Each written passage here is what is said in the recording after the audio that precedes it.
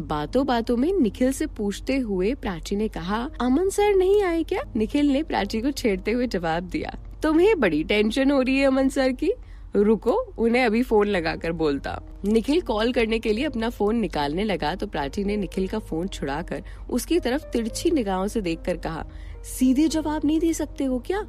मैंने इतना ही तो पूछा, अमन सर क्यों नहीं आए और तुम उन्हें फोन क्यों लगा रहे हो? अरे बाबा मैं तो मजाक कर रहा था, वो अपनी 4 व्हीलर से आ रहे हैं क्योंकि वो बस में सफर नहीं कर पाते, उनकी तबीयत खराब हो जाती है। निखिल ने प्राची से अपना फोन वापस लेते हुए कहा। प्राची ने निखिल की बात को मजाक में लिया और झड़क कर बोली, हाँ समझ सकती हूँ, इन बड़े लोगों को बस में बैठने से तो इनकी ऐसी तबीयत खराब होती है जैसे बस काटने को दौड़ रही हो। ये लोग ना कुछ ज्यादा ही शो ऑफ करते हैं। प्राची की बात का निखिल ने कोई जवाब ना देना ज्यादा सही समझा, पर निखिल जानता था कि अमन को कोई ऐसी प्रॉब्लम है जिससे वो बस में ट्रैवल नहीं कर पाता। थोड़ी देर में अमन भी वहाँ पहुँच गया। अमन को देखकर सब खुश हो गए। प्राची के चेहरे पर भी अमन को देखकर मुस्कान आ गई क्योंकि अमन का साथ प्राची को पसंद आने लगा था। उसने दूर से ही अमन को हाथ हिलाकर हाय कहा और उसके पास जाकर बोली, आ गए सर आप? अमन ने जवाब देते हुए कहा, क्यों आना नहीं चाहिए था? हाँ उफ, कोई भी मेरी बात का सीधा जवाब क्यों नहीं देता? प्राची ने अपने दोनों हाथ फोल्ड करते हुए मुंह पर फेरते हुए हाथ बोला, चलो लेट्स एंजॉय द ट्रिप। ये कहकर अमन प्राची को अपने साथ ले गया।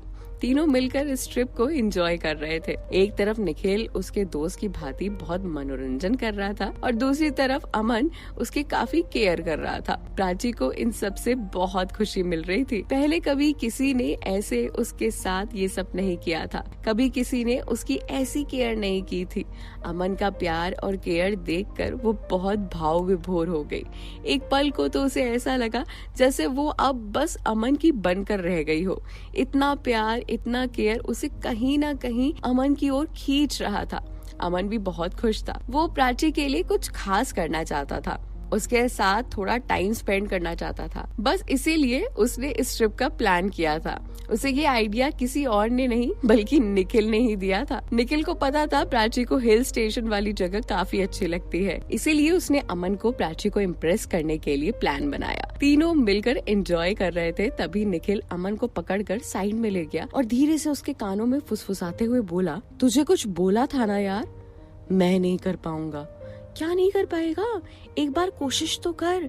अगर तू उसे प्रपोज ही नहीं करेगा तो उसे कैसे पता चलेगा कि तू उससे प्यार करता है? करके तो देख यार। अगर उसने ना कर दिया, अमन ने टेंशन में कहा, और अगर उसने हाँ कह दिया, यार तुम उसकी फीलिंग समझने की कोशिश तो करो।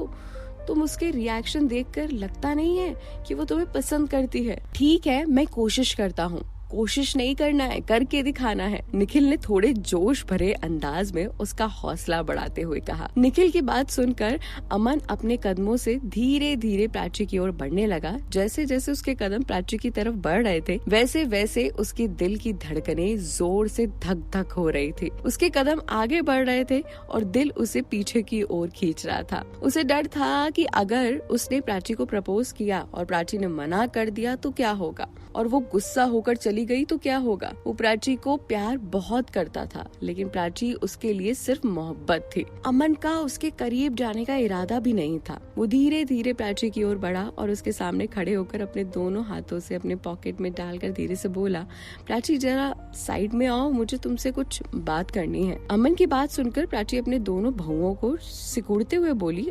अमन को गौर से देखने लगी और फिर अपना हाथ सामने की ओर करके बोली, चलो। वो अमन के साथ साइड में चली गई।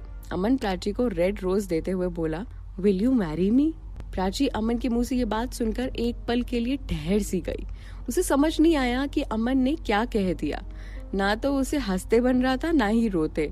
ऐसा नहीं था कि वो अमन को प्यार नहीं करती थी, वो अमन को मन ही मन प्यार करना चाहती थी, लेकिन शादी वगैरह उसकी जिंदगी में ये ख्याल आया भी नहीं, क्योंकि शादी से पहले वो अपना सपना पूरा करना चाहती थी। उसने अमन के हाथों से वह फूल लेकर गुस्से में फूल को साइड में फेंक दिया और मुंह फुलाकर वहाँ से चली गई।